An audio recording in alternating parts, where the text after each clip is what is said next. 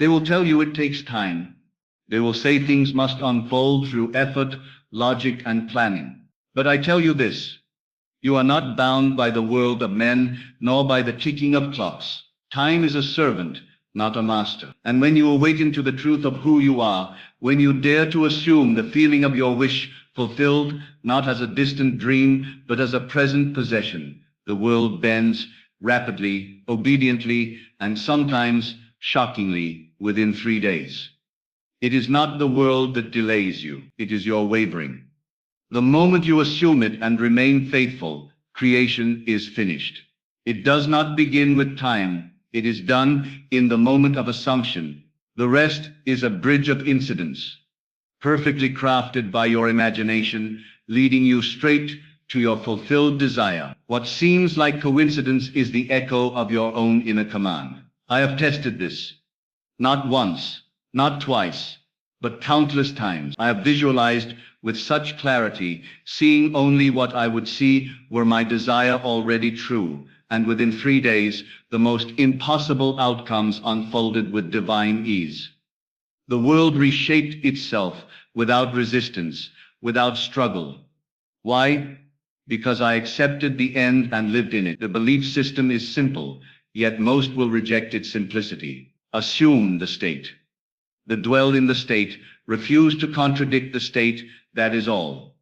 No pleading, no waiting. You simply imagine and believe that what you have imagined is already so, and so it becomes. If you dare to believe that what you imagine is more real than what your senses report, if you persist in that vision, undisturbed by appearances, you will find the external must obey. The secret is not in the visualization itself, but in the conviction you carry during and after the act. Visualization without belief is a daydream. Visualization with conviction is creation. I have watched men rise from nothing simply by assuming wealth. I have seen barren women hold children they once believed impossible. I have seen the sick declare themselves whole and walk again. All of this, not through effort, but through faith in the unseen image, an image held for moments, but with absolute certainty. And so I offer this not as a theory, but as a law. What you visualize with belief, you shall hold in your hand oftentimes in 3 days. Not because 3 is magical, but because when the mind is free of resistance and filled with faith, the world must reflect the image swiftly. Creation is not slow. Man is slow to believe. Let the world scoff. Let logic argue. But let your inner man assume, walk in the assumption. Feel it real, and without needing to know how, it shall come to pass. The law will not fail you. It cannot. Creation does not unfold across time. It is not born in the passage of hours or in the ticking of clocks. It occurs in an instant the moment you accept the end as already fulfilled. The mind that understands this law does not wait. It does not wonder if or when something will happen. It knows that the outer world is nothing more than the reflection of an inner state, and that to change the reflection, one need only assume a new state with conviction. Time is not the creator. Time is merely the servant, the echo, the trailing shadow of what has already taken place in consciousness. When one understands that assumption is creation, life becomes utterly transformed. You no longer wait for things to happen, you make them happen silently from within. To assume is to claim possession, not to wish, not to beg, not to hope, but to possess. And possession in imagination is possession in fact, though the facts of the outer world may not yet show it. But they will. They must. For nothing can resist the law of consciousness. The world as you know it is dead. It is a delayed mirror showing only what you once assumed to be true. Every condition, every event, every person who crosses your path is there because of a state you have previously occupied. This is not philosophy, it is law. A law that does not care whether you are aware of it or not, whether you believe in it or not. Just as gravity does not cease to operate because a child is unaware of it, so too does this law function relentlessly, bringing to pass the assumptions you dwell in most consistently. What you assume to be true becomes your world. Not because you force it, not because you act it out with effort, But because assumption is spiritual seed, it is causation itself. You must understand the difference between thinking of what you want and thinking from it. Thinking of it keeps it distant, separate, something to be chased. But thinking from it, assuming it is already yours, places you in possession of it now. The world must then arrange itself in perfect obedience to match that inner reality. The reason this law may seem delayed to most is because they do not remain faithful to the assumption. They plant the seed and then dig it up to see if it has sprouted. They say, I assumed I was wealthy, and when nothing appears to change the next morning, they panic. They doubt, they abandon the state, and so the mirror returns chaos, not order. The one who receives swiftly is the one who remains unmoved. He assumes and does not argue. He does not need to see the fruit immediately because he knows the seed has been planted and that the harvest is inevitable. You do not need effort, but you do need discipline. Discipline of attention. You must train yourself to return again and again to the inner scene that implies your wish is fulfilled. You must feel it not as fantasy, but as reality. You must dine in imagination and taste the richness of the meal before the table is even set in the outer world. And you must know that in doing so, you have already eaten. Time bends for the one who lives in the end. He does not command time. He simply ignores it. He knows that once the assumption is made, the mechanism of the universe begins to move. People will call it coincidence, luck, fate. They will say you were fortunate. They do not know what you know. They do not know that you simply assumed and persisted. 3 days. That is all it takes when the assumption is pure, uncontaminated by doubt, held steadily in the furnace of faith. Why 3? Because even in the ancient stories, resurrection comes on the 3rd day. Death, burial, and rebirth are not historical events. They are symbolic of the mental process. You die to the old state, you bury yourself in the feeling of the new. And on the 3rd day, the outer world reflects the inner change. But it begins not with time, not with action, not with planning. It begins with assumption. That first moment of inner acceptance is the true point of creation. Everything else is simply the movement of the shadow. Your assumption is the light, and the world follows. So assume, and assume boldly. Take your desire, dress yourself in it, and wear it in consciousness like a royal robe. Then let the world adjust itself, as it always must, to the image you have impressed upon it. The creative act is not in the picture seen by the mind's eye, but in the belief with which that picture is held. One can imagine all day long crafting scenes of joy, abundance, or love.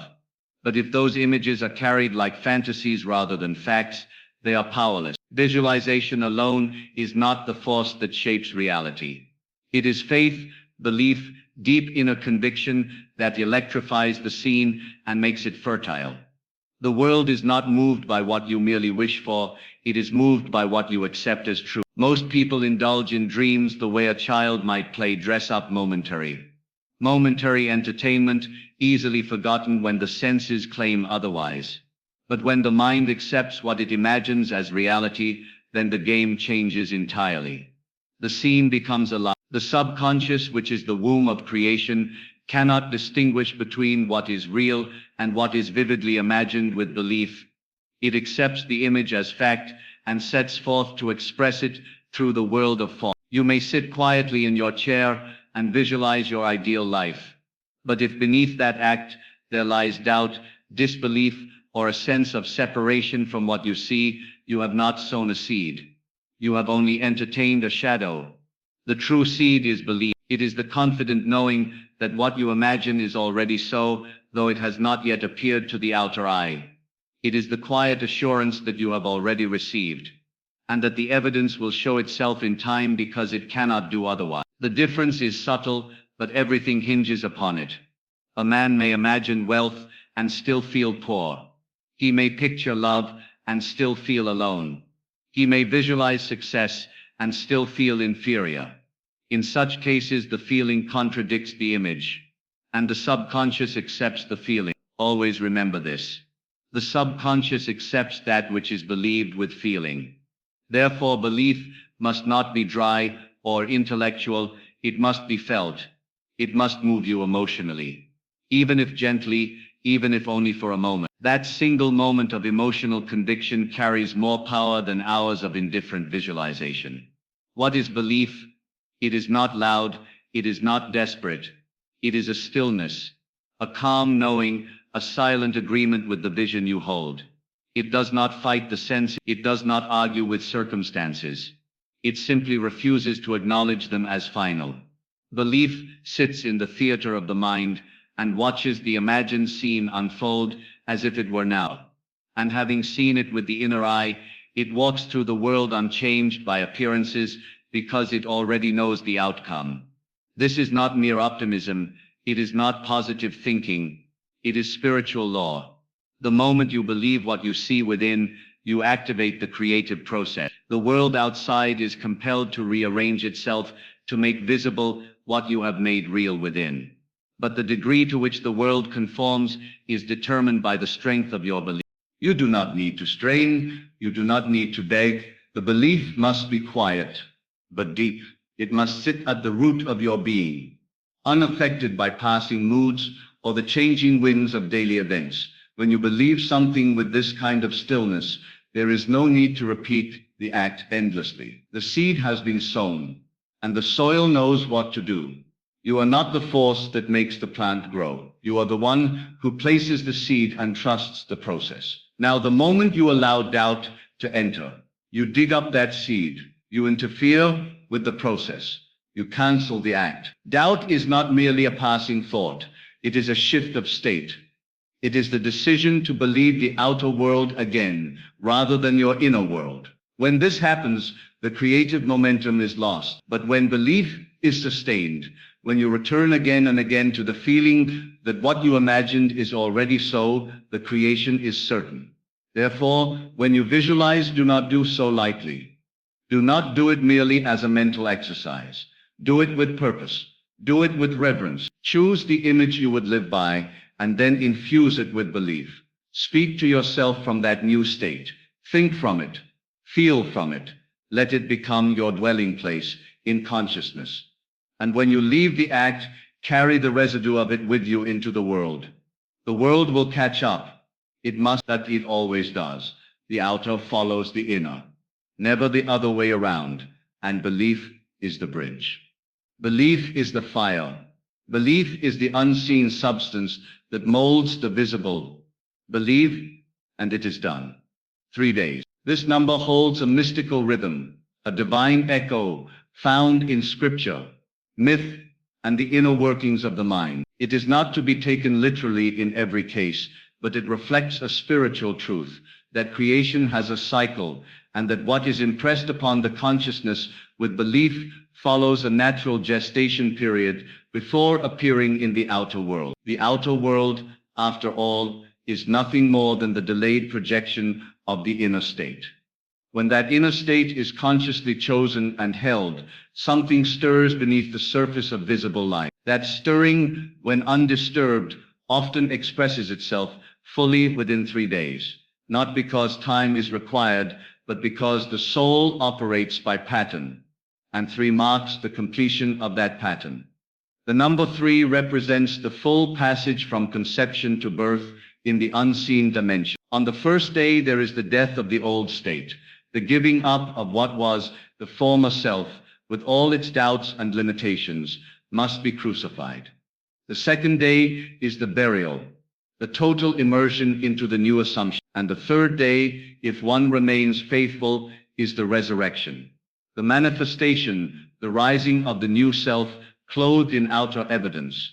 The world calls it coincidence, but it is the law, fulfilling itself precisely, silently, perfect. But to experience this within 3 days, one must not violate the cycle. There can be no wavering between days. The assumption must be held as a living reality, not returned to occasionally, but dwelt in. One must fall asleep in it, wake in it, speak from it, and walk through the world as though the imagined thing were already accomplished. Most do not receive because they forget that the seed does not grow while being constantly uprooted. They assume one moment and question the next. They give birth to a desire and then mourn its delay, not knowing that delay is caused by their own interruption of faith. When the assumption is made and the state is occupied fully, the law begins to work. One might notice subtle shifts, a conversation, an invitation, a sudden idea. These are the bridges of incident, the movements that lead from the unseen to the seen. They are not the result of effort, but of alignment. They arise naturally without strain. And if the individual simply remains in the state of the wish fulfilled, the outcome will unfold. Time is only a factor when doubt is introduced. The one who holds the assumption with unwavering belief finds the outer changes rush to meet him. And more often than not, this occurs within that mystical 3-day window. But the key is emotional fidelity. During those 3 days, or however long the cycle requires, there can be no mental adultery. You must not entertain images of the opposite. You must not look to the outer world for proof, for it has none to offer you. It is only capable of reflecting the state you now embody. If you look and find absence, and you accept that absence as real, you have stepped out of the state. But if you look and still hold to your inner conviction, you remain in the state. And the outer must change to match it. This is not magic, but law. The 3-day principle exists because the soul needs time to rearrange the field of events. You may not see the movement immediately, but the movement is there. Just as you do not see the roots growing beneath the soil, yet know the flower will bloom, so too must you trust the invisible. The word was spoken in silence, and the world responds not to your words, but to your certainty. One must become as a pregnant woman who knows that something has begun within her, even if no one else can yet see it. She does not seek confirmation from others. She knows, and so must you. When you accept your desire as already fulfilled, it becomes a seed planted in the depth of consciousness. And within 3 days, or in divine right time, it begins to sprout. Sometimes it arrives at your door. Sometimes it is revealed through a chain of events. But always it comes. If the assumption is held, the cycle is sacred. Trust it.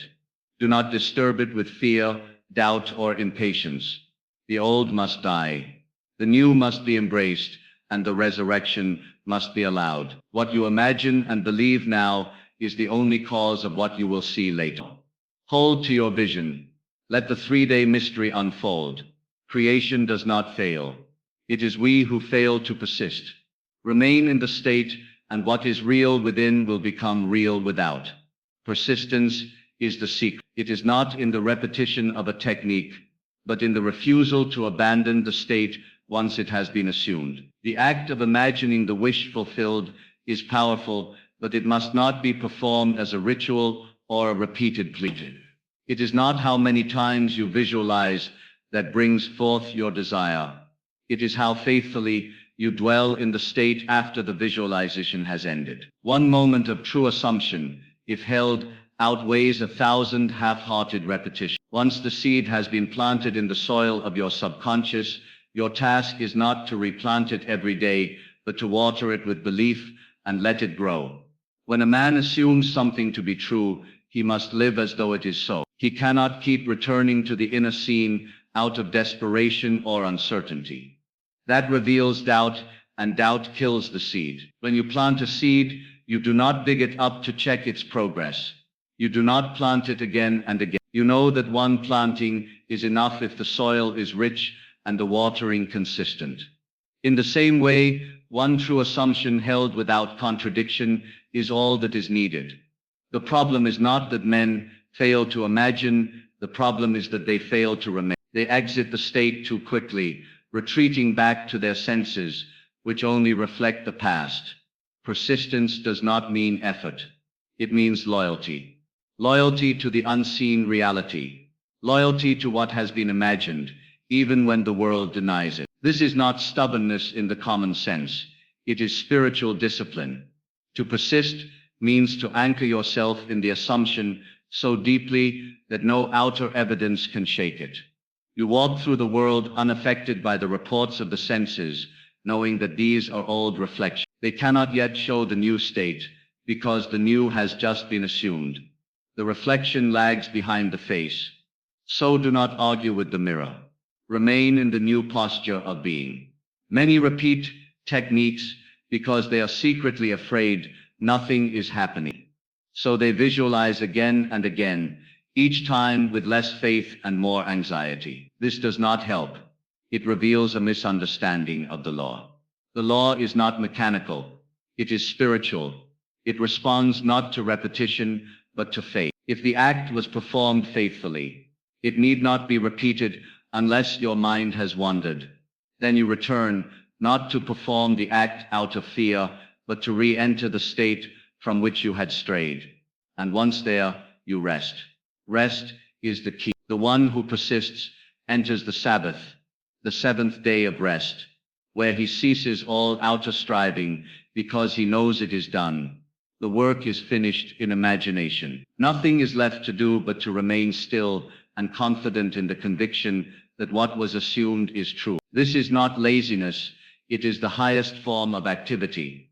For consciousness is the only true creator, and to maintain a state in consciousness is to command the forces of the seen and unseen world. You do not need to affirm endlessly. You need not visualize 1,000 times. What you need is to live in the feeling that your desire is already realized and to protect that feeling from being corrupted. Do not entertain thoughts or emotions that are foreign to your new state. If you have assumed wealth, you must think and feel and speak from wealth. If you have assumed love, you must move in the world as one who is loved. Any thought of loneliness or lack must be cast out, not with force, but with quiet disregard. You do not fight the shadows, you turn toward the light. The longer you remain in the state, the more natural it becomes. And when it feels natural, it must express itself. Nature does not allow a persistent inner condition to remain without outer confirmation. The outer is clay and the inner is the mold. Hold the mold steady, and the clay must conform. But every time you reshape the mold in fear or disbelief, the form is delayed. Therefore, persistence is the power that makes the invisible visible. Remain in the state. Live from it. Think from it. Return to it when you drift, but not with worry, with certainty. You are not creating something from scratch. You are claiming what already exists in the invisible realm and allowing it to emerge. Your job is to sustain the claim, not to beg for it.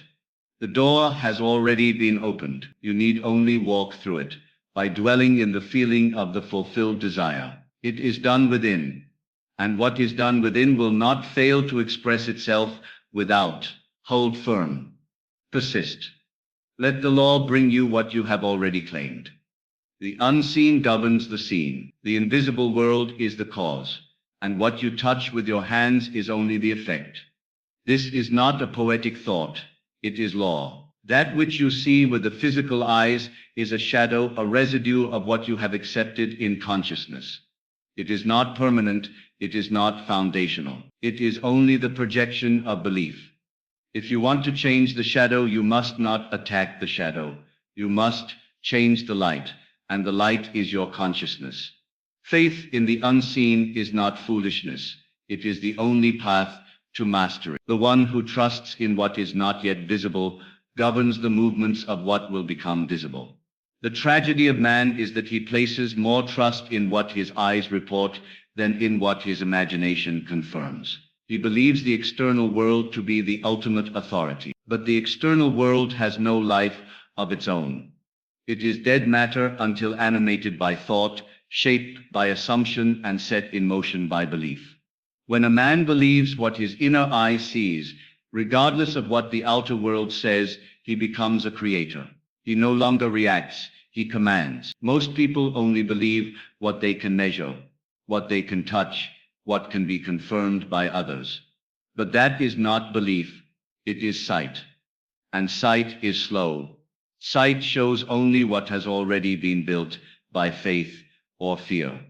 The real work is always invisible first. Every invention, every masterpiece, every success, every healing begins in the unseen, held quietly in the mind of one who dares to believe it true, though the world says otherwise. The unseen is the womb, and belief is the seed. To believe in the unseen is not to deny the senses. It is to know their place. The senses report the past. They reveal only what has already been impressed upon the subconscious. They are not prophetic, they are reflective. Therefore, when you desire a new outcome, a new condition, a new expression, you must turn away from the senses and look inward. You must see what is not yet seen and accept it as fact. That acceptance is the act of creation. Now, the moment you believe in the unseen image, the mechanism of reality begins to move. You do not move it, it moves itself. You are not required to know how it will unfold. You are only required to sustain the vision. That is all. Your faith draws to you the people, the events, the opportunities, the coincidences, not by effort, not by manipulation, but by resonance. That which is believed inwardly begins to reflect outwardly. But understand this, belief must be pure. It must not waver. You cannot serve two masters. You cannot believe in the unseen and simultaneously worship the evidence of delay or contradiction. If you look at the outer world and say, it is not working, you have broken the law. You have withdrawn the seed from the soil. You have cancelled your own creation. The one who walks by faith smiles at contradiction because he knows it is powerless. The facts are never final unless you believe they are. They are only scaffolding, temporarily surrounding the construction of your new world. Ignore them. They are already crumbling. When you train yourself to respond to inner truth more than outer appearance, your life becomes miraculous. But it is not truly a miracle. It is simply the law working without resistance. Belief is the invisible mold, and the world must pour itself into that shape. If you shape the mold with confidence, what emerges must match it. But most people destroy their mold before it can solidify. They assume for a moment and then doubt. They believe on Sunday and fear on Monday. They visualize in the morning and complain in the afternoon. And so the world returns only fragments, not the full picture. Those who receive are those who refuse to betray their vision. They do not need outer signs to continue believing. Their belief is its own reward. They feel the reality of the unseen so clearly, so vividly, that the outer must obey. The one who believes in the unseen is already living in the end. He walks and talks from a state that is invisible to others, but more real to him than anything else. And so it becomes his world. This is the secret. What you accept as true within must express itself without. You do not need to fight, to chase, or to prove. You only need to believe quietly, confidently, faithfully in the unseen image. Make it more real to you than anything else, and it will harden into fact. The world is clay. Your belief is the sculptor. Hold the form. Trust the invisible. It always precedes the visible, and the visible will follow. You do not need time. You do not need conditions. You do not need permission from the world to receive what is already yours in consciousness. You need only dare to assume and then persist without contradiction. What you imagine, believe, and accept as real will clothe itself in form, not by might nor by striving, but by the silent operation of law. The world is not something you fix, it is something you reflect. Assume boldly. Believe fully, persist gently. And when the world tells you it is not so, smile, for you know a deeper truth, that the imaginal act is a spiritual fact, and all things must bend before it. Hold your vision with love and loyalty, and the seen must yield to the unseen. For faith is not hoping, it is knowing, and when you know within, you shall see without. The journey ends the moment you live in the end. It is done.